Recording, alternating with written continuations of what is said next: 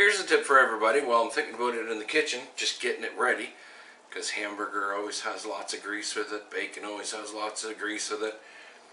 No, I know, down the sink is terrible, terrible idea. Please don't do it. You know, think about your heart, right? You think your plumbing in your house is no different, right? It's going to clog up with all that crap.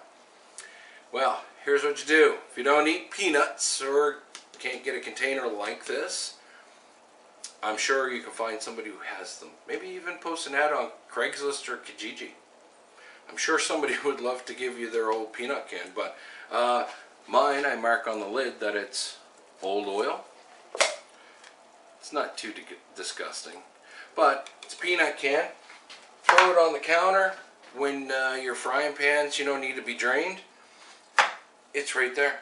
Drain it. It's a pretty secure can, and let it cool off, and then when it's full, just throw it out the garbage. Done. That way you're not putting it down in your plumbing, and you don't have to pay for a plumber to come in and clean that out. So just a tip I thought I would pass along.